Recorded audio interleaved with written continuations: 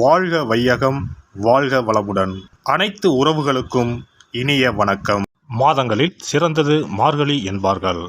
அந்த மார்கழி மாதம் விரைவில் பிறக்க உள்ளது. 2025ஆம் ஆண்டின் இறுதியும் 2026ஆம் ஆண்டின் தொடக்கமும் ஆக இரு முக்கிய நிகழ்வுகள் இந்த மார்கழி மாதத்தில் நிகழ உள்ளது. நிகழும் மங்களகரமான விசுவாசு ஆண்டு டிசம்பர் மாதம் 16ஆம் நாள் செவ்வாய்க்கிழமை அன்று துவாதசி திதியில் சுவாதி நட்சத்திரத்தில் அதிகண்டம் நாமயோகத்தில் கௌளவம் கர்ணத்தில் சித்தயோகம் கூடிய நன்னாளில் இந்த மகத்தான மார்கழி மாதம் பிறக்கிறது. மார்கழியை தெய்வங்களின் மாதம் என்பார்கள். அந்த அளவுக்கு ஆன்மீக ரீதியாக முக்கியத்துவம் பெற்றது. இம்மாதத்தில் கிரக நிலைகளில் பல்வேறு மாற்றங்கள், சில முக்கிய நிகழ்வுகள் நடைபெற உள்ளன. இது 12 ராசிகளிலும் தாக்கத்தை ஏற்படுத்தும். மார்கழி மாதம் டிசம்பர் மாதம் 16ஆம் தேதி தொடங்கி ஜனவரி மாதம் 14ஆம் தேதி வரை உள்ளது. இம்மாத கிரகநிலை என எடுத்துக்கொண்டால் குரு பகவான் மிதுன ராசியில் வக்ரகதியில் உள்ளார். கேது பகவான் சிம்ம ராசியில் உள்ளார். புதன் மற்றும் சுக்கிர பகவான் விருச்சிக ராசியிலும், சூரியன் மற்றும் செவ்வாய் பகவான் தனுசு ராசியிலும் உள்ளார்கள். சனி மற்றும் ராகு பகவான் கும்பராசியில் உள்ளனர். இம்மாத கிரக பயிற்சி என எடுத்துக்கொண்டால் 21/12/2025 குரு பகவான் வக்ர நிலையில் புனர்பூசம் 4ஆம் பாதத்தில் இருந்து புனர்பூசம் 3ஆம் பாதத்திற்கு பயிற்சியாக உள்ளார். 22/12/2025 சுக்கிர பகவான் விருச்சிக ராசியில் இருந்து தனுசு ராசிக்கு பயிற்சியாக உள்ளார். அதேபோல 25/12/2025 புதன் பகவான் விருச்சிக ராசியில் இருந்து தனுசு ராசிக்கு பயிற்சியாக உள்ளார். மேலும் 11/1/2026 புதன் பகவான் தனுசு ராசியில் இருந்து மகர ராசிக்கும், செவ்வாய் பகவான் 14/1/2026 தனுசு ராசியில் இருந்து மகர ராசிக்கும் பயிற்சியாக உள்ளார். இம்மாத சிறப்புகள் என எடுத்துக்கொண்டால் டிசம்பர் மாதம் 19ஆம் தேதி அனுமன் ஜெயந்தி, டிசம்பர் மாதம் 30ஆம் தேதி வைகுண்ட ஏகாதசி, ஜனவரி 3ஆம் தேதி ஆருத்ரா பௌர்ணமி, ஜனவரி 14ஆம் தேதி போகி பண்டிகை ஆகிய நிகழ்வுகள் உள்ளன. பொதுவாகவே மார்கழி மாதம் முழுவதுமே விசேஷம்தான். இந்த வருடம் வரும் மார்கழி கூடுதல் முக்கியத்துவம் பெறுகிறது. பிறக்கப் போகும் இந்த மார்கழி மாதத்தில் உங்கள் வாழ்வில் வளமும் நலமும் செல்வ செழிப்பும் பெற்று வாழ்வில் உயரிய நிலையை அடைய எல்லாம் வல்ல எம்பெருமானை வேண்டி விரும்பி கேட்டுக்கொள்கிறேன். சிம்ம ராசி அன்பர்களே, மார்கழி மாத கிரக நிலைகளை ஆராய்ந்து பார்க்கும் பொழுது மாத தொடக்கத்தில் உங்கள் ராசிநாதன் சூரியன் பஞ்சமஸ்தானத்தில் சஞ்சரிக்கிறார். அவரோடு செவ்வாய் பகவானும் இணைந்திருக்கிறார். எனவே சென்ற மாதத்தை காட்டிலும் இந்த மாதம் சிறப்பாக இருக்கும். செயல்பாடுகளில் வெற்றி கிடைக்கும். அதே நேரம் ஜென்மத்தில் கேதுவும் 7இல் ராகுவும் இருப்பதால் தொழிலில் குறுக்கீடுகள் வந்து கொண்டுதான் இருக்கும். தைரியமும் தன்னம்பிக்கையும் மிக்க நீங்கள் அதை எதிர்கொண்டு வெற்றி காண்பீர்கள். பொருளாதாரத்தில் ஏற்ற இறக்க நிலை மாற சர்ப்ப கிரகங்களுக்குரிய தெய்வங்களை யோக பலம் பெற்ற நாளில் சென்று வழிபடுவது நல்லது. மார்கழி மாதம் 6ஆம் தேதி மிதுன ராசிக்கு குரு பகவான் வக்கர இயக்கத்தில் செல்கிறார். அப்பொழுது அவரது பார்வை பதியும் இடங்கள் யாவும் புனிதமடைந்து நற்பலன் தரும். உங்கள் ராசிக்கு பஞ்சம அஷ்டமாதிபதியானவர் குரு பகவான். அவரது பார்வை பலத்தால் சகோதர ஒற்றுமை பலப்படும். வழக்குகள் சாதகமாக முடியும். ஆடம்பர செலவுகளால் கரைந்த சேமிப்புகளை ஈடுகட்ட புதிய வாய்ப்புகள் கிடைக்கும். உத்தியோகத்தில் உயர் அதிகாரிகளால் ஏற்பட்ட பிரச்சனைகள் அகலும். பணி நீக்கம் செய்யப்பட்டவர்கள் மீண்டும் பணியில் சேரும் வாய்ப்புகள் உருவாகும். அலுவலகத்தில் உங்கள் மரியாதை கூடும். பிள்ளைகளின் எதிர்கால நலன் கருதி எடுத்த முயற்சிகளில் வெற்றி உண்டு. திருமண வயதை எட்டிய பிள்ளைகளுக்கு நல்ல வரன் வந்து சேரும். இதுவரை தடைப்பட்ட சில காரியங்கள் இப்பொழுது துரிதமாக நடைபெறும். வியாபாரத்தில் உள்ள நெளிவு சுழிவுகளை கற்றுக்கொண்டு அதை விரிவுபடுத்த முயற்சிப்பீர்கள். இதுவரை பகையாக இருந்த உறவினர்கள் உங்களை தேடி வந்து பாசம் காட்டுவர். அரசியல் களத்தில் இருப்பவர்களுக்கு மக்களின் செல்வாக்கு அதிகரிக்கும். மகத்தான பொறுப்புகள் கிடைக்கும். இடம் வாங்கும் யோகம் உண்டு. புதிய கூட்டாளிகள் மூலம் தொழில் முன்னேற்றம் காணும் நேரம் இதுவாகும். மார்கழி மாதம் 7ஆம் தேதி தனுசு ராசிக்கு சுக்கிர பகவான் செல்கிறார். உங்கள் ராசிக்கு 3 மற்றும் 10 ஆகிய இடங்களுக்கு அதிபதியானவர் சுக்கிரன்.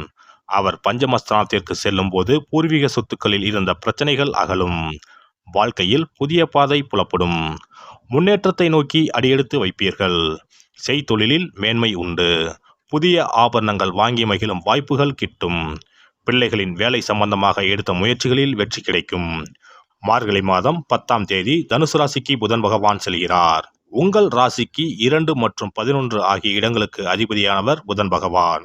அவர் பூர்வ புண்ணிய ஸ்தானத்திற்கு வரும்பொழுது புத ஆதித்ய யோகம் செயல்படும். அதன் விளைவாக கல்விக்காக எடுத்த முயற்சிகள் கைகூடும். கடமையை செவ்வன செய்து பாராட்டுகளை பெறுவீர்கள். பொது காரியங்களில் ஈடுபட்டு புகழ் பெறும் வாய்ப்பு உண்டு. உத்தியோகத்தில் நீண்ட நாட்களாக எதிர்பார்த்த ஊதிய உயர்வு இப்பொழுது கிடைக்கும். மார்கழி 27ஆம் தேதி மகர ராசிக்கு புதன் பகவான் செல்கிறார். அவர் உங்கள் ராசிக்கு 6ஆம் இடத்திற்கு வரும்போது எதிர்பார்ப்புகள் அதிகரிக்கும். குடும்பத்தில் நிம்மதி குறையும். பிறரை நம்பி எதுவும் செய்ய இயலாது. நினைத்த காரியத்தை செய்து முடிக்க அதிக தொகை செலவாகும். வெளிநாட்டு வணிகம் ஆதாயம் தரும். இளைய சகோதரருடன் இணக்கம் ஏற்படும். மார்கழி 30ஆம் தேதி மகர ராசிக்கு செல்லும் செவ்வாய் அங்கு உச்சம் பெறுகிறார். உங்கள் ராசிக்கு யோகம் செய்யும் கிரகம் செவ்வாய் என்பதால் இக்காலம் ஒரு பொற்காலமாகவே அமையும். சொத்துக்களால் ஆதாயம் உண்டு. தங்களின் வியாபார தளத்தை வேறு ஒரு புதிய இடத்திற்கு மாற்ற முயற்சிப்பீர்கள். உத்தியோகத்தில் மூத்த அதிகாரிகள் முன்னேற்ற பாதையில் செல்ல வழிவகுத்து கொடுப்பார். தைரியமும் தன்னம்பிக்கையும் அதிகரிக்கும். வியாபாரத்தில் வாடிக்கையாளர்களின் எண்ணிக்கை கூடும். பொது வாழ்வில் உள்ளவர்களுக்கு புதிய வாய்ப்புகள் தேடி வரும். வியாபாரம் மற்றும் தொழில் செய்பவர்களுக்கு புதிய கூட்டாளிகள் வந்திணைவர். உத்தியோகத்தில் உள்ளவர்களுக்கு பதவி உயர்வு உண்டு. கலைஞர்களுக்கு மதிப்பும் மரியாதையும் உயரும். மாணவ மாணவிகளுக்கு ஆசிரியர்களின் ஆதரவு கிடைக்கும். பெண்களுக்கு நினைத்தது நிறைவேறும்.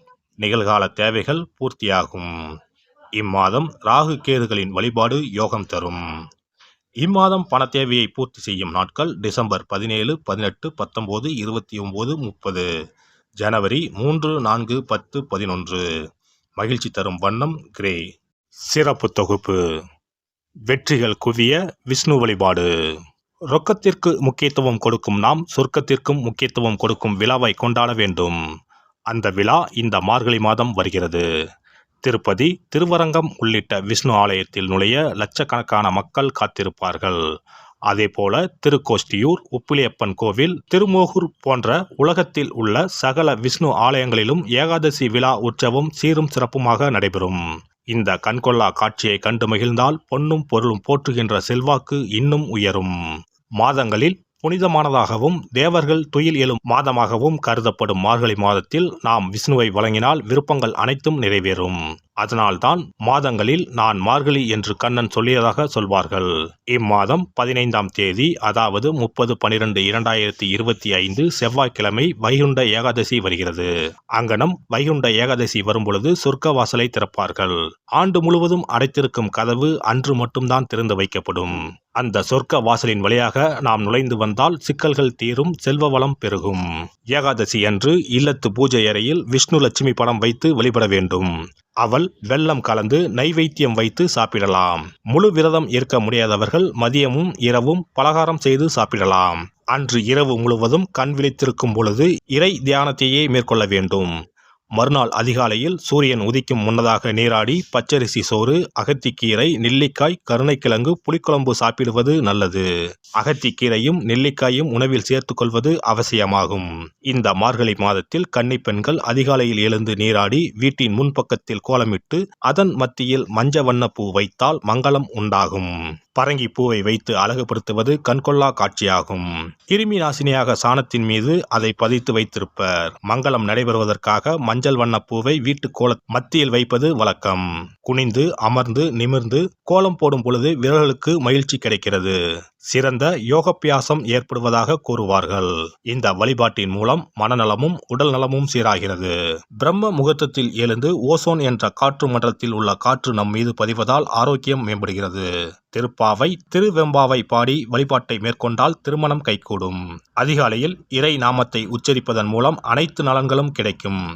இப்படிப்பட்ட சிறப்பு வாய்ந்த மார்கழி மாதத்தில் ஏகாதசி விரதத்தை இனிதே கடைபிடித்து பார்க்கடலில் துயிலும் பரந்தாமனை வழிபட்டால் வாழ்க்கை வளமாகும், வளர்ச்சியும் பெருகும், வருங்காலம் நலமாகும், வருமானம் திருப்தி தரும். விஷ்ணுவை வழிபட்டு அவரது துணையாக விளங்கி செல்வத்தை நமக்களிக்கும் லட்சுமியின் சன்னதிக்கு சென்று லட்சுமி வருகை பதிகம் பாடினால் அந்த தேவி இல்லம் தேடி நமக்கு அல்ல அல்ல குறையாத செல்வத்தை வழங்குவாள். அஷ்டலட்சுமியின் படத்தை விஷ்ணு லட்சுமி படத்துடன் பூஜை அறையில் வைத்து வழிபடுவது நல்லது. லட்சுமிக்கு பாடல் படித்து வழிபடும் போது வருகை பதிகம் பாட வேண்டும். அன்றைய தினம் அவள் நைவேத்தியம் செய்து தேவியை வழிபட்டால் உங்கள் ஆசை பூர்த்தியாகும். நமக்கு வாழ்வில் ஏற்படும் இன்னல்கள் அகன்று இனிய பலன் கிடைக்கும்.